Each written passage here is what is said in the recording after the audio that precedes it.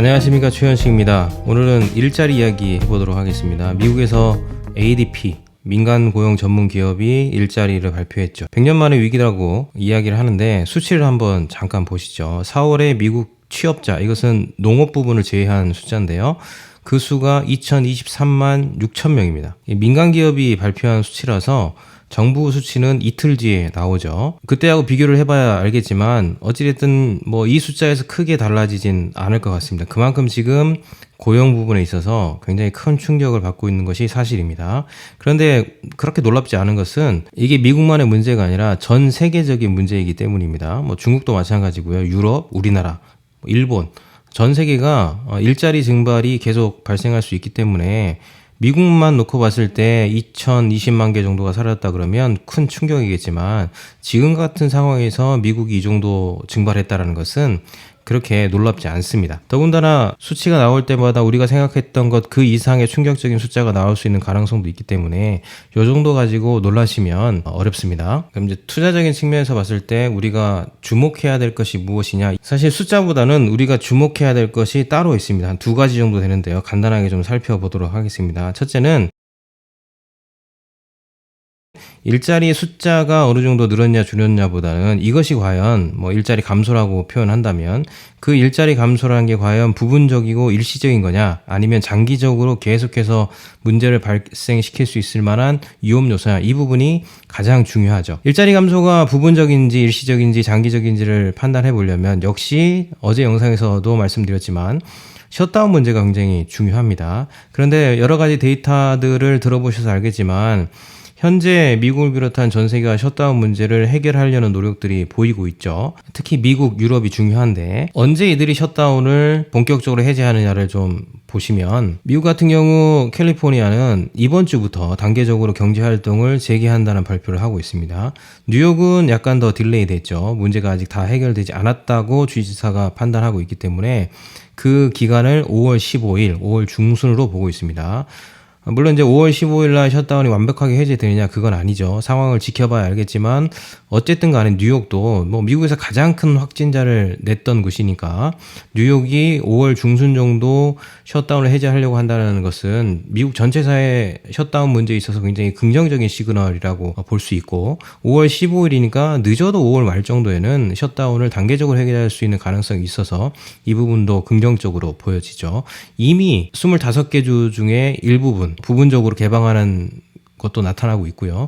영국은 6월 초 이렇게 해서 셧다운을 해제할 거라는 이야기가 나오고 있으니까 전체적인 측면에서 봤을 때 셧다운 해제에 대한 속도는 굉장히 빠르게 지금 나타나고 있다는 것이 굉장히 중요한 포인트죠. 그런데 여기서 우리가 한 가지 짚고 넘어가야 될 것이 있습니다. 현재 5월 달에 가장 경계해야 될 사건이 두 가지가 있습니다. 뉴욕 같은 경우에는 5월 15일 이후에 셧다운 될 수 있는 가능성이 높다고 말씀드렸는데 셧다운을 앞에 두고 발표가 하나 됐어요. 어제 주지사가 인터뷰를 했는데요. 보시는 그래프는 뉴욕의 신규 입원 감소세를 보여주는 그래프입니다. 확연하게 지금 줄어들고 있는 것이 보이실 거예요. 이 발표를 하면서 얘기했던 건 뭐냐 하면 데이터를 들여다보니까 하나 꺼림직한 현상들이 있다는 거죠. 그게 뭐냐고 봤더니 외부에서 특별한 활동이 없는 사람들, 그러니까 재택근무를 하거나 자가격리를 이어가거나 외출을 하지 않고 대중교통을 타지 않는 사람들 가운데서도 신규 확진자들이 발생한다라는 사실입니다. 아마 이 부분에 대해서 우려하고 있는 목소리가 나오고 있어요. 집에서 감염 환자가 나온다라는 거. 그래서 셧다운이 해제됐을 때 지금 우려스러운 집에서 감염자가 나타난다는 현상들이 계속 나타나게 되면 아무래도 브레이크가 걸릴 수 있는 충분한 여지는 있기 때문에 지켜봐야 되겠지만, 제 생각에는 설령 집에서 확진자가 나온다 하더라도 셧다운을 끝내고 나서 여름으로 들어가는 시즌에는 크게 어려움은 없지 않을까. 또 하나 문제짓이 되는 것은 어린이들의 괴질이죠. 유럽과 미국에서 지금 어린이 괴질이 다시 나타나고 있다. 정리를 해보면 일단 미국을 비롯한 유럽 까지 봤을 때는 전체적으로 5월 중순이 넘어가게 되면 셧다운이 해제되어지면서 정상화로 갈 수 있는 시작이 이루어진다. 그러면 그 단계에 들어서면 좀 은유적으로 표현했을 때는 전 세계가 지금 정상화로 가는 시동을 걸었다라고 볼 수 있는 거고, 6초 7초 만에 100km를 가는 게 아니라 기아 1단을 놓고 악셀을 밟는 정도, 이 정도 되지 않을까. 근데 상식적으로 우리가 비행기나 자동차를 몰 때 에너지가 가장 많이 소모되는 구간이 일단을 넣거나 이륙할 때라고 얘기하지 않습니까? 그래서 셧다운을 15일 이후에 하더라도 분명히 버든이 있을 것이다. 그렇게 되면 우리가 첫 번째 주목해야 될 이 일자리 감소가 부분적인 것이냐 일시적인 것이냐에 대한 첫 번째 해결 포인트는 나타날 수 있는 거죠. 행여나 셧다운이 딜레이 되어지면 일자리 감소는 부분적이거나 일시적으로 끝나지 않고 좀 더 장기적으로 갈 수 있는 가능성이 있어요. 전제는 5월 중순 6월이 돼서 셧다운이 해제된다. 그러면 부분적이고 일시적인 감소 현상으로 봐도 된다. 그럼 6월쯤이 되면 일자리 문제는 지금과는 좀 더 개선된 지표가 나올 수 있는 가능성이 있겠죠. 그래서 5월까지는 아무래도 이제 5월 중순 이후에 셧다운이 끝나니까요. 일자리 문제는 한 번 더 충격을 주거나 우리가 기대치만큼 회복되는 시그널을 보여주지 않겠지만 6월 정도가 되어지면 일자리 회복의 가능성에 대한 수치들이 충분히 나올 수 있고요.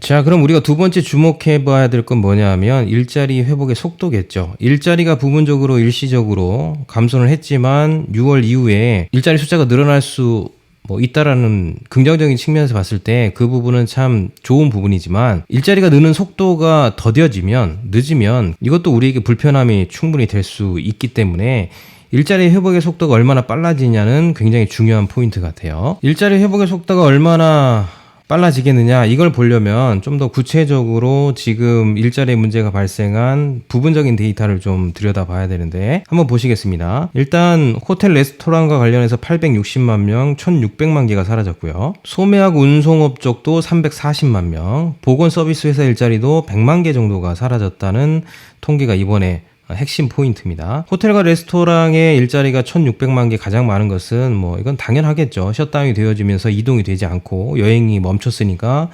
당연히 이 부분이 빠를 수밖에 없는 거고요. 그 다음에 운송, 서비스, 소매 이런 부분도 순차적으로 일자리를 잃어가는 건데 이 데이터만 놓고 봤을 때는 아무래도 호텔과 레스토랑, 미국 내입니다. 미국 내의 호텔과 레스토랑은 국내 여행을 다닌다 라는 측면에서 보면 일자리는 짧은 시간에 개선될 수 있는 가능성이 높죠. 제가 얘기하는 게 공식적인 통계나 데이터로 나온 건 아니지만 제가 경험한 미국에 따르면 미국인들은 해외로 여행도 많이 가겠지만 미국 내에서 여행을 참 많이 즐깁니다. 여기저기도 많이 돌아다니죠. 워낙 땅덩이가 넓기 때문에. 그래서 미국 청년들은 결혼해서 신혼여행을 가면 우리나라처럼 해외로 가기보다는 가보지 않은 지역을 많이 여행을 하거든요. 그런 측면에서 봤을 때 질병 문제가 해결되고 나면 호텔과 레스토랑과 관련된 일자리는 굉장히 빠른 속도로 회복될 수 있겠죠. 특별히 미국인들은 지금도 마스크도 안 쓰고 다니고 저번 데이터에서 보셨지만 많은 사람들이 이제는 이동을 하고 있으니까 여행에 대한 욕구도 충분히 나타날 수 있어서 호텔과 레스토랑과 관련된 직업들은 일자리들은 늘어날 수 있고 운송업도 마찬가지겠죠. 또 보건 서비스 일자리 역시 순차적으로 늘어날 수 있겠지만 가장 주목해 봐야 될 것은 호텔과 레스토랑과 관련돼서 일자리가 어느 정도 속도를 가지고 느느냐 이 부분을 우리가 살펴봐야 될 것 같고요. 대기업, 중소기업, 소기업 이렇게 나누어서 데이터를 보면 500명 이상의 대기업 일자리는 980만 개, 50에서 499명 사이의 중견기업 취업자는 530만 개, 소기업 일자는 600만 개가 사라졌다는 통계가 핵심입니다. 이런 데이터를 놓고 봤을 때도 역시 정부가 정크본드까지 매입하는 상황에서 대기업, 중견기업 같은 경우에는 일자리를 만들어갈 수 있는 가능성이 있고요.